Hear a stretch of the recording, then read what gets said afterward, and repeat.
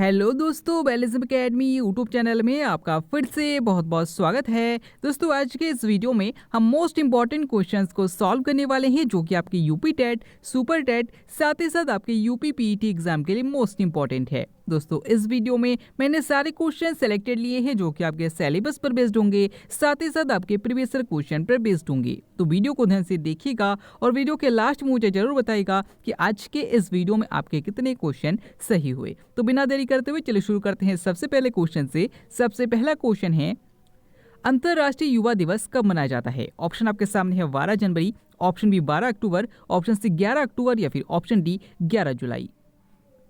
इसका सही आंसर हो जाएगा ऑप्शन बी 12 अक्टूबर। दोस्तों, याद रखिएगा कि अंतर्राष्ट्रीय युवा दिवस 12 अक्टूबर को मनाया जाता है और याद रखिएगा कि राष्ट्रीय युवा दिवस 12 जनवरी को मनाया जाता है।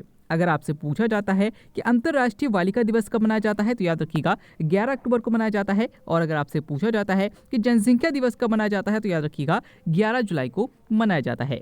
अगला क्वेश्चन, लौंग का द्वीप किसे कहा जाता है? ऑप्शन आपके सामने है Greenland, option B Ireland, option C Zanzibar या फिर ऑप्शन डी डेनमार्क।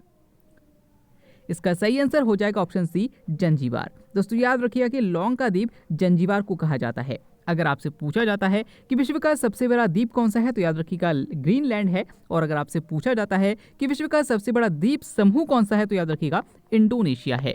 अगला क्वेश्चन, बांस को किसमें वर्गीकृत किया जाता है? ऑप्शन आपके सामने पेड़, ऑप्शन बी पौधा, ऑप्शन सी घास या फिर ऑप्शन डी झाड़ी। इसका सही आंसर हो जाएगा ऑप्शन सी घास। दोस्तों, याद रखिएगा कि बांस को घास के अंतर्गत रखा जाता है। अगर आपसे पूछा जाता है कि कौन सा जानवर बांस खाता है तो याद रखिएगा कि जो पांडा है ये बांस खाता है।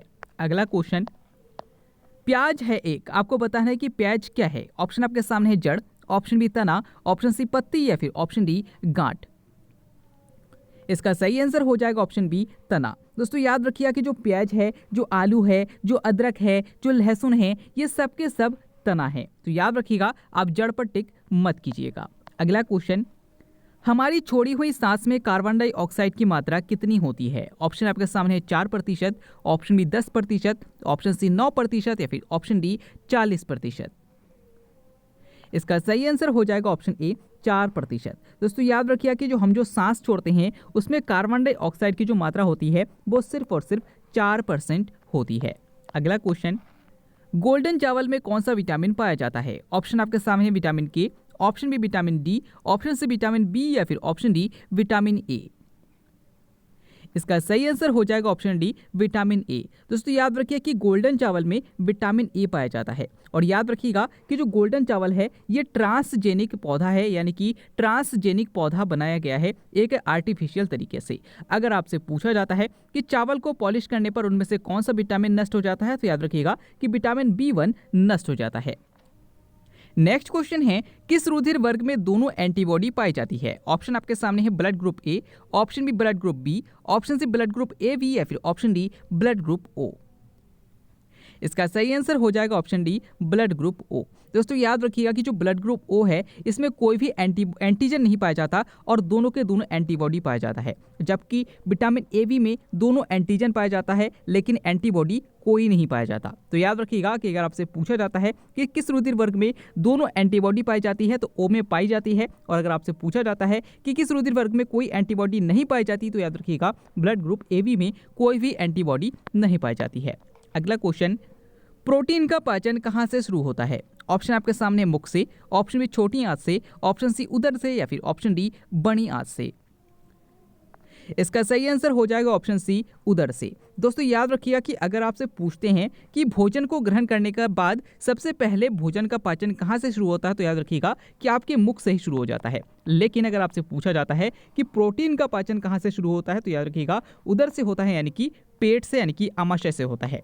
अगला क्वेश्चन, वृद्धावस्था में किसकी कमी के कारण हड्डियां कमजोर हो जाती है? ऑप्शन आपके सामने कैल्शियम, ऑप्शन बी वसा, ऑप्शन सी प्रोटीन या फिर ऑप्शन डी आयोडीन।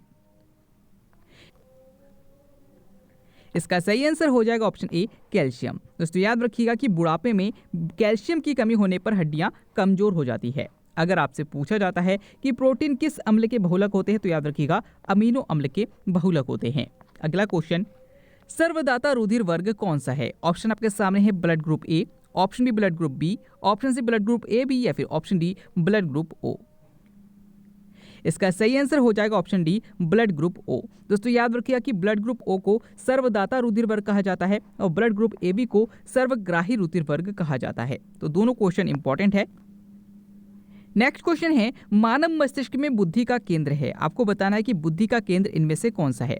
ऑप्शन आपके सामने सेरेब्रम, ऑप्शन बी मेरुरज्जु, ऑप्शन सी मेलानिन या फिर ऑप्शन डी पश्चिम मस्तिष्क। इसका सही आंसर हो जाएगा ऑप्शन ए सेरेब्रम। दोस्तों याद रखिएगा कि जो हमारा मस्तिष्क का जो सेरेब्रम पार्ट है ये बुद्धि का केंद्र होता है। अगर आपसे पूछा जाता है कि कौन सा मस्तिष्क का पार्ट श्वसन का केंद्र होता है तो याद रखिएगा कि जो पश्चिम मस्तिष्क होता है ये श्वसन का केंद्र होता है। अगला क्वेश्चन, मलेरिया किस मच्छर के काटने से फैलता है। ऑप्शन आपके सामने है मादा एडिस, ऑप्शन बी मादा एनाफिलीज, ऑप्शन सी मादा क्यूलेक्स या फिर ऑप्शन डी इनमें से कोई नहीं। इसका सही आंसर हो जाएगा ऑप्शन बी मादा एनाफिलीज। दोस्तों याद रखिएगा कि जो मलेरिया है ये मादा एनाफिलीज के काटने से फैलता है और जो डेंगू है वो मादा एडिस मच्छर के काटने से फैलता है। नेक्स्ट क्वेश्चन है, किसी जीवित शरीर में कोशिका या ऊतकों की मृत्यु को क्या कहा जाता है। ऑप्शन आपके सामने haemophilia, option B neutrophilia, option C glycosemia या फिर ऑप्शन डी हाइड्रोफोबिया। इसका सही आंसर हो जाएगा ऑप्शन बी न्यूट्रोफीलिया। दोस्तों याद रखिएगा कि जीवित शरीर में कोशिका या ऊतक यानी कि सेल या टिश्यू के मृत्यु को न्यूट्रोफीलिया कहा जाता है। अगर आपसे पूछा जाता है कि कुत्ते के काटने से कौन सा रोग फैलता है तो याद रखिएगा रेबीज रोग फैलता है जिसे हाइड्रोफोबिया भी कहा जाता है। अगला क्वेश्चन, लाइकामल ग्रंथि क्या स्रावित करती है। ऑप्शन आपके सामने वसा, ऑप्शन बी आंसू, ऑप्शन सी प्रोटीन या फिर ऑप्शन डी मूत्र। इसका सही आंसर हो जाएगा ऑप्शन बी आंसू। दोस्तों याद रखिएगा कि लाइकाइमल ग्रंथि जो है इसमें से आंसू स्रावित होता है। अगर आपसे पूछा जाता है कि हमारे आंसू में ऐसा कौन सा एंजाइम पाया जाता है जिस कारण से कोई भी कीड़ा जाने पर वो मर जाता है तो याद रखिएगा कि जो लाइसोजाइम होता है ये एंजाइम पाया जाता है। अगला क्वेश्चन, नेत्रदान में कौन सा भाग दान किया जाता है। ऑप्शन आपके सामने retina, option B iris, option C cornea या फिर ऑप्शन डी काचाभ द्रव।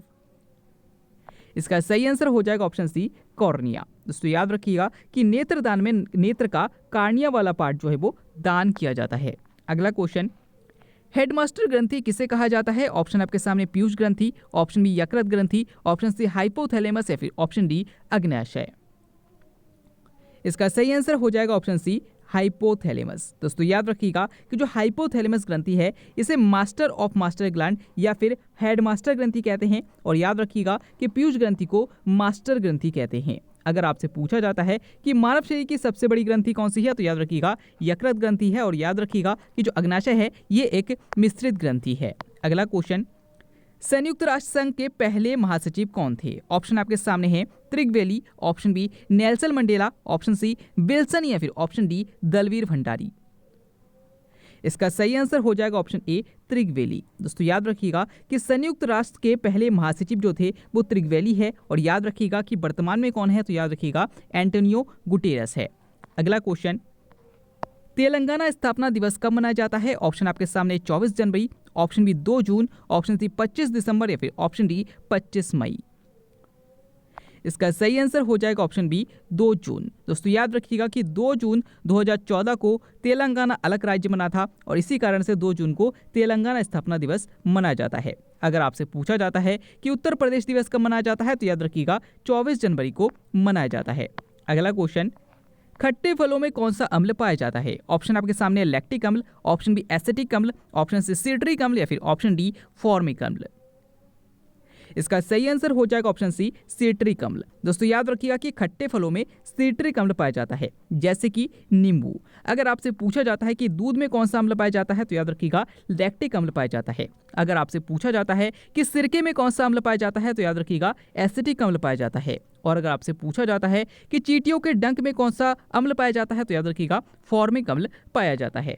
अगला क्वेश्चन, प्रायद्वीपों का प्रायद्वीप किसे कहा जाता है। ऑप्शन आपके सामने Asia, option B Africa, option C Europe या फिर ऑप्शन डी ऑस्ट्रेलिया। इसका सही आंसर हो जाएगा ऑप्शन सी यूरोप। दोस्तों याद रखिएगा कि एशिया को महाद्वीपों का महाद्वीप कहा जाता है और यूरोप को प्रायद्वीपों का महाद्वीप कहा जाता है। अगर आपसे पूछा जाता है कि अंध महाद्वीप किसे कहा जाता है तो याद रखिएगा अफ्रीका महाद्वीप को अंध महाद्वीप भी कहा जाता है। अगला क्वेश्चन, विश्व मृदा दिवस कब मनाया जाता है? ऑप्शन आपके सामने है 24 दिसंबर, ऑप्शन बी 23 दिसंबर, ऑप्शन सी 5 दिसंबर या फिर ऑप्शन डी 22 दिसंबर। दोस्तों इस क्वेश्चन का आंसर आपको मैं कमेंट के द्वारा बताना है। आज के इस वीडियो में आपके कितने क्वेश्चन सही हुए, साथ ही साथ आज का वीडियो आपको कैसा लगा कमेंट करके जरूर बताएगा। अगर आप फेसबुक पेज और टेलीग्राम ग्रुप को ज्वाइन करना चाहते हैं तो डिस्क्रिप्शन में लिंक दिया गया है, वहां से आप ज्वाइन कर सकते हैं। हम फिर से लौटेंगे एक नया वीडियो लेकर, तब तक के लिए देखते रहिए, सीखते रहिए।